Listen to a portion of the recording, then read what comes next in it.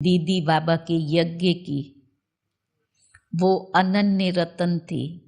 दीदी के जीवन में ऐसे तो बहुत सारी विशेषताएं, एक स्टूडेंट लाइफ, इतनी पक्की स्टूडेंट थी और दीदी को टीचर के लिए हमेशा रिगार्ड था। उनको ये घुटनों की तकलीफ थी, लेकिन कभी भी दीदी ने 5 मिनट क्लास में लेट गई हो नहीं। मुझे याद है एक बारी दीदी ऐसे कमरे से निकल करके हिस्ट्री हॉल में जा रही थी, तो एक बहन कुछ पूछ रही थी, डायरेक्शन लेना था उसको, उसी समय निकलना था सुबह सुबह।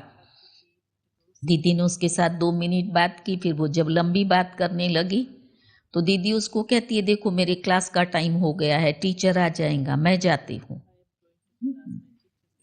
पंक्चुअल। और हमेशा दीदी के हाथ में पेन डायरी होती थी।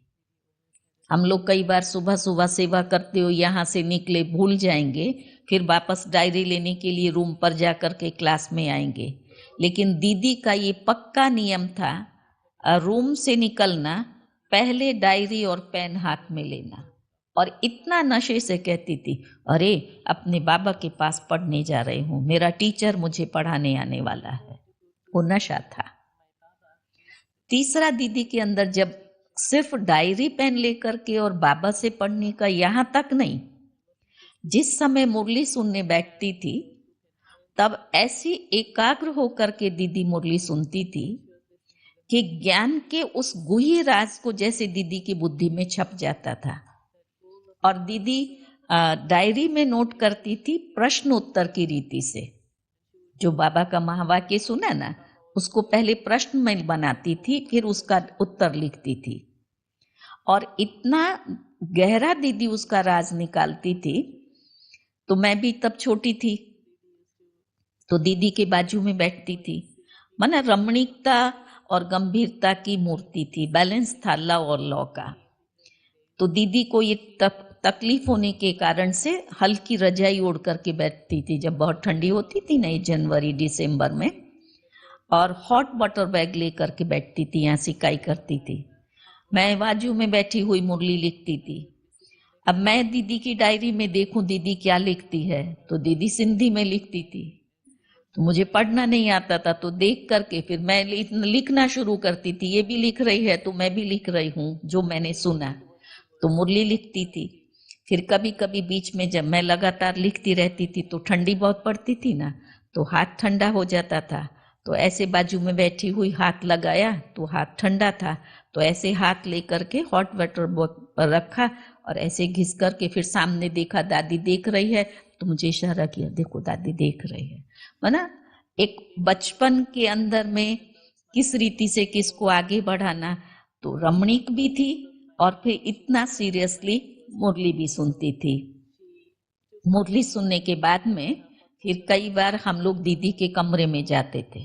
दीदी बोलती थी चैम्बर में चलो, जैसे बाबा के साथ में जाते थे ना ऐसे। फिर दीदी का छोटा सा कमरा था, अभी वहां ऊपर मधुबन में उस छोटे कमरे में दादियों का डाइनिंग रूम बनाया हुआ है। बड़ी दादी दीदी ये लोग सब वहां भोजन करते थे। लेकिन जिस समय मैं थी 71-72 की बात है, तब वहां नीचे गद्दी थी, तो गद्दी पर दीदी बैठती थी, ऐसे हम सब बैठते थे। फिर दीदी प्रश्न पूछती थी, आज का ये प्रश्न है, इसका उत्तर दो। तो कई बार तो ऐसे लगता था कि आज बाबा ने ऐसी कोई पॉइंट सुनाई क्या। इतने अच्छे ढंग से दीदी प्रश्न उत्तर निकालती थी। फिर कहती थी, देखा आज हमारे बैडमिंटन में दीदी जीत गई, ये सब फेल। बैडमिंटन कहते थे, प्रश्न बोला, सामने से उत्तर आया, फिर कई बार हम लोग को पूछती थी, अभी तुम मेरे से प्रश्न पूछो, मैं तुमको उत्तर दूंगी। तो ये था दीदी का बाबा की मुरली के प्रति एक गहरा प्यार। और उस मुरली को जो दीदी ने सुना, लिखा, पढ़ा, फिर वो प्रश्न उत्तर पत्र में लिखते थे, सभी सेंटर्स पर भेजते थे कि आज बाबा ने मुरली में ये कहा है, ये प्रश्न, ये उत्तर, ऐसे पत्र लिखते थे।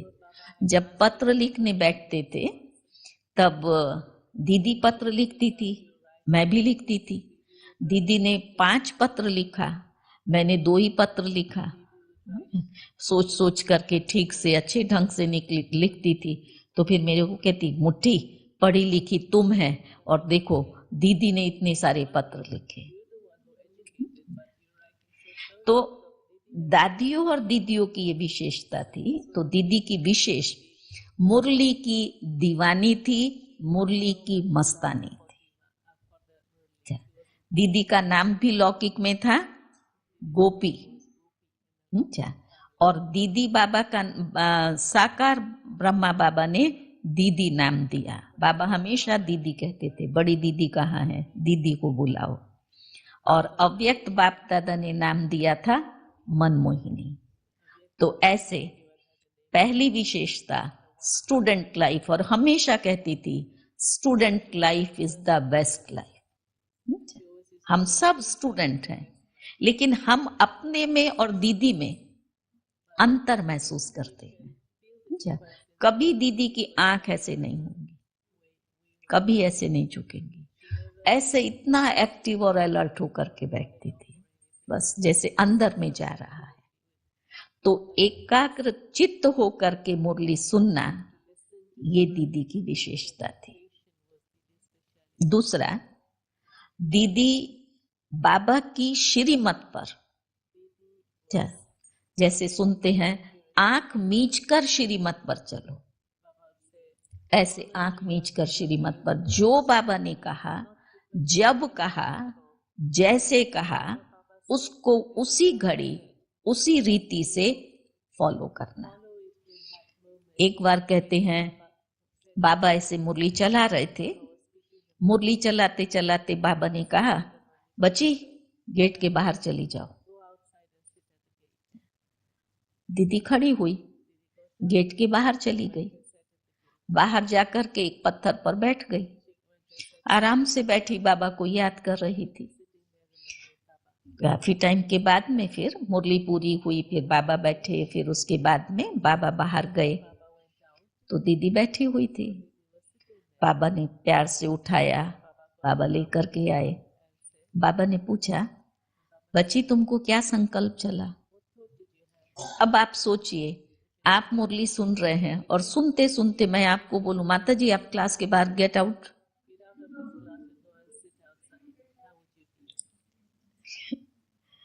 तो कैसा लगेगा? कैसा लगेगा? प्रश्न आएगा ना?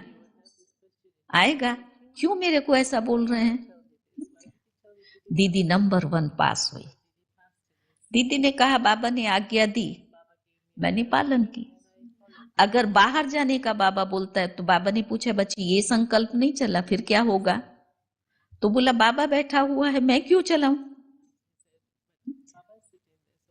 बाबा की श्रीमत का जब कहा, जैसे कहा, उसी रीति से पालन करना, ये भी हमारे एक निश्चय की कसौटी है। क्वेश्चन मार्क आया, माना हमें बाबा में निश्चय नहीं है ना, मुझे बाबा गेट के बाहर क्यों निकालेगा? निकाल नहीं सकता है। ये है संपूर्ण निश्चय कि बाबा मुझे निकाल नहीं सकता है, लेकिन बाबा ने कहा है तो मुझे जाना। और दीदी चली गई। अब हम ब्राह्मणों को ज्ञान में हम सब पक्के हैं, बाबा में हम सबको पक्का निश्चय है, किसी को भी निश्चय की कमी नहीं है। लेकिन इन छोटी छोटी बातों में और इन परिस्थितियों में कभी क्वेश्चन मार्क लग जाता है, मेरे लिए ऐसा क्यों? कभी आश्चर्य का चिन्ह आ जाता है, ऐसे भी होता है। इन पेपर्स में पास होने की जरूरत है। सेकंड में स्टॉप। बाबा ने कहा है, माना उसमें मेरा कल्याण है। और जब बाबा बैठा हुआ है, ये जीवन हमने किसको दिया है? बाबा को दिया है। तो इसकी जिम्मेवारी किसकी है? बाबा की है। चाहे प्यार करो या ठुकराओ, तेरा दर नहीं छोड़ेंगे, बस ये हमारी प्रतिज्ञा है। प्यार दिया तो हम सबको अच्छा लगता है, हम सबको खुशी होती है। और अगर कोई ठुकरा दे तो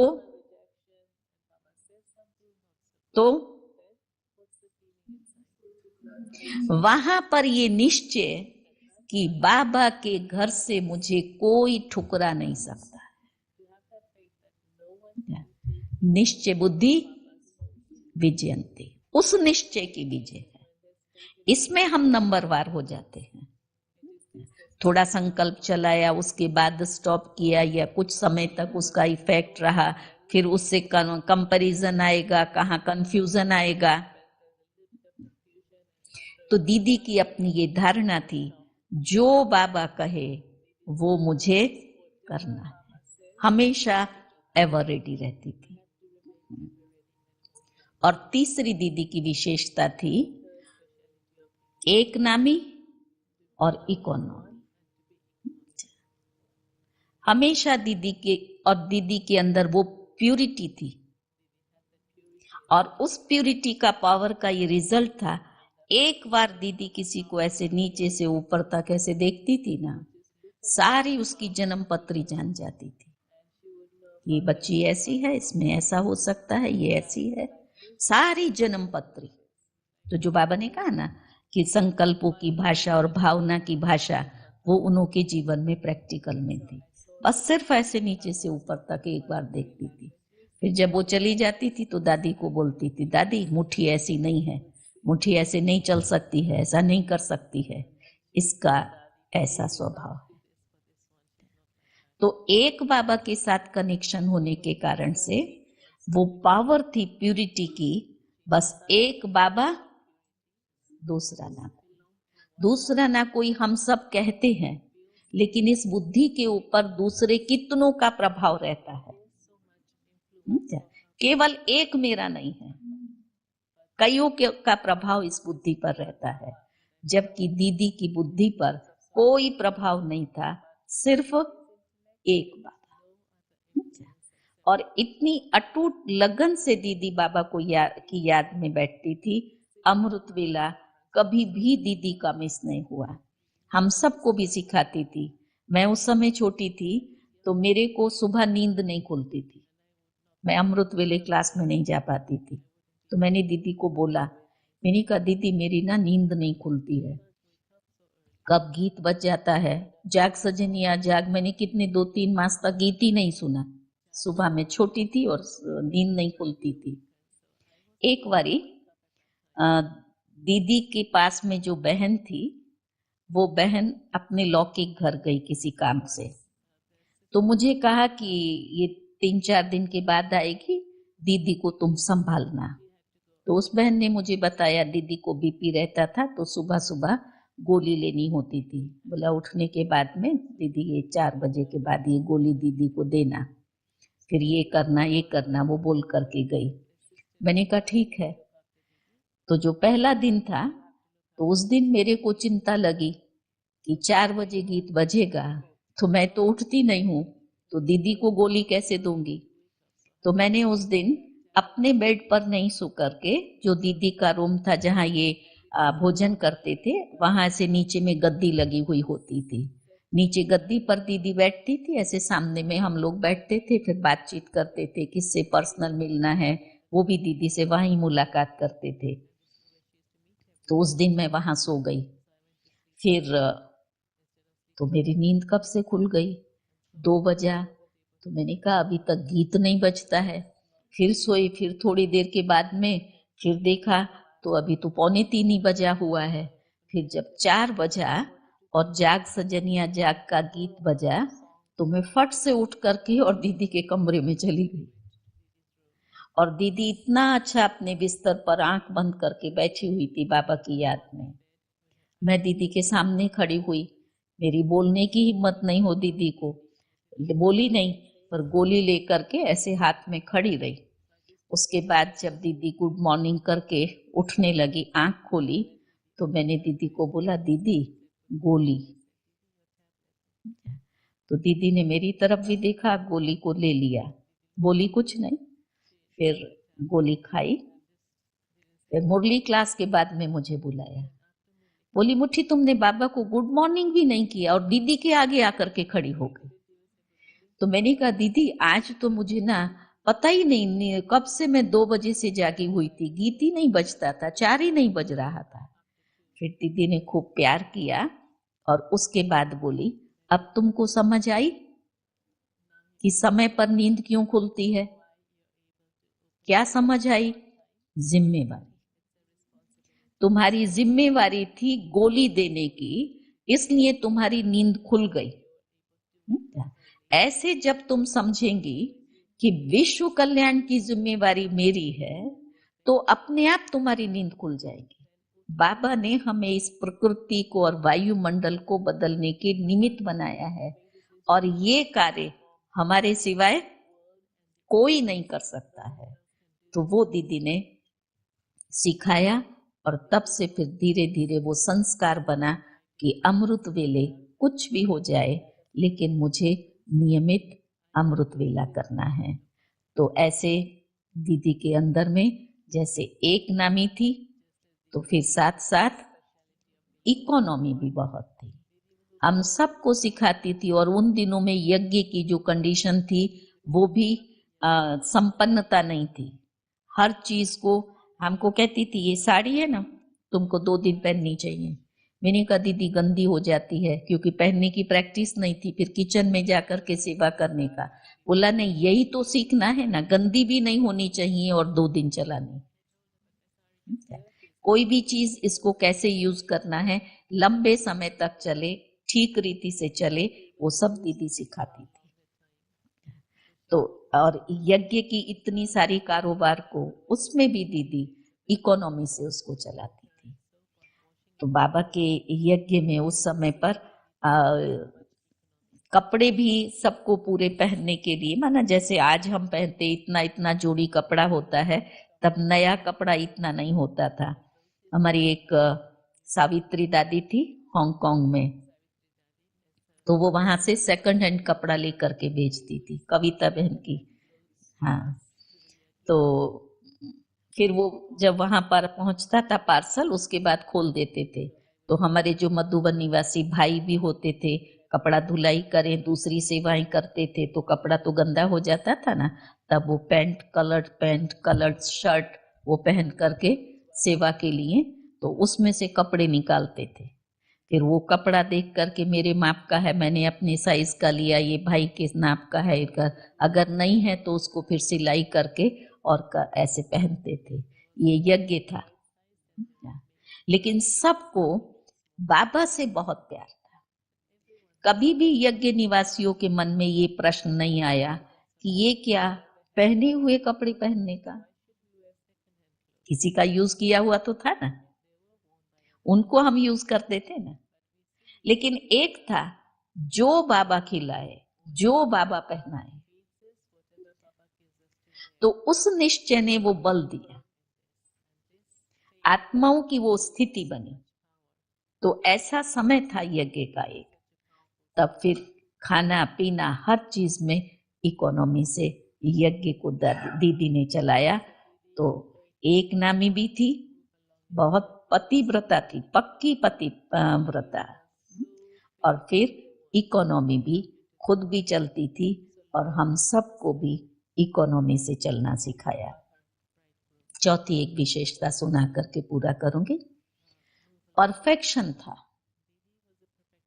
कोई भी काम, ये रुमाल अगर ऐसे रखना है तो कबाड़ में ऐसे क्यों रखा, ऐसा नहीं रख सकते हो। बाबा नहीं हमें कहता है 16 कला संपूर्ण निर्विकारी बनना है, तो कला क्या है? परफेक्शन। तो एक प्रसंग मेरे साथ घटना ये बना, दीदी भोजन कर रही थी, मैं बड़े प्यार से दीदी को भोजन करा रही थी। तो आम की, मैंगो की सीजन थी, मैंने काट करके प्लेट में रखा। तो दीदी ने देखा, मैंगो देखने के बाद कहती है ये किसने काटा है? तो मैं तो बड़ी खुश थी कि मैं दीदी को मैंगो खिला रही हूँ। मैंने दीदी को बोला दीदी मैंने काटा है। दीदी मेरे सामने ऐसे देखती है, फिर कहती है दीदी नहीं खाएगी। तो मुझे लगा क्यों दीदी ऐसा बोलती है। मैंने कहा क्यों दीदी? कहती देखो ये ना मैंने जो काटा था तो वो बीच की लाइन थोड़ा सा यहाँ टेढ़ी हो गई थी। तो बोली ये टेढ़ा कटा हुआ है ना, ये दीदी नहीं खाएगी, दीदी खाएगी तो दीदी की बुद्धि टेढ़ी हो जाएगी। मैंने दीदी को सॉरी किया, मैंने कहा दीदी अभी मैं सीधा काटूंगी। नहीं ये दीदी नहीं खाएगी, ये सरला खाएगी। मैंने कहा दीदी सॉरी, मैं कल से ना बिल्कुल सीधा काटेंगे, दीदी नहीं खाएगी, सरला खाएगी, दीदी की बुद्धि टेढ़ी हो जाएगी। फिर मुझे बोली आम लेकर के आओ, मैं तुम्हें सिखाती हूँ। गई, मैंगो धुलाई करने का, उसको पोंछने का, पोंछ करके उसको प्लेट में रखने का, फिर चाकू धुलाई करके उसको पोंछ करके प्लेट में रखने का, फिर नैपकिन रखने का, ये सारा कुछ कंप्लीट करके फिर दीदी के पास ले करके जाने का। फिर दीदी ने हाथ में ऐसे मैंगो लिया, फिर सबसे पहले बीच से ऐसे लाइन लगाई, फिर ऐसे काटा, फिर उसके बाद में प्लेट में रखा, फिर मेरी प्लेट और ये बोली दोनों में से कौन सा अच्छा है। मैंने कहा दीदी आपका अच्छा है।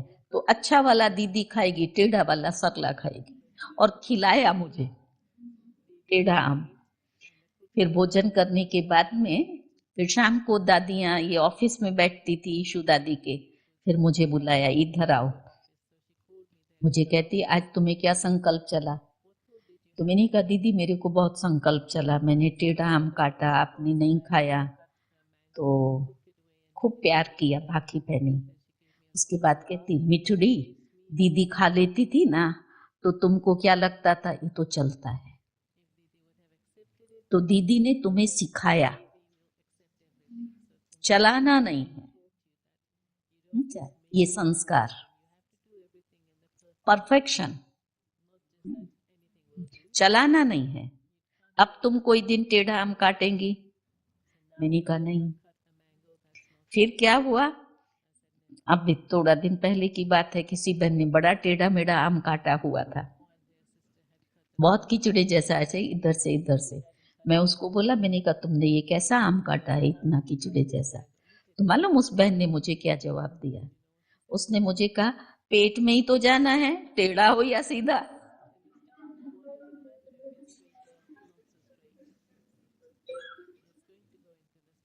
समझा अंतर।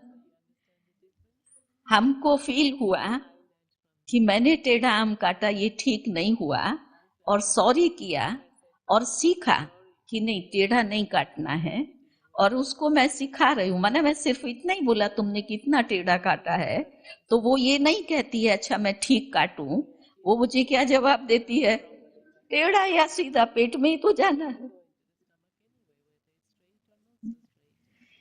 तो ऐसे दीदी हर चीज में जैसे रेगुलर और पंक्चुअल थी, ऐसे हर कार्य के अंदर परफेक्शन। अगर थाली के अंदर कटोरी लेफ्ट साइड पर रखनी है भोजन खिलाते हुए, तो राइट साइड तुमने क्यों रखी, तुमको भोजन परोसना नहीं आता है।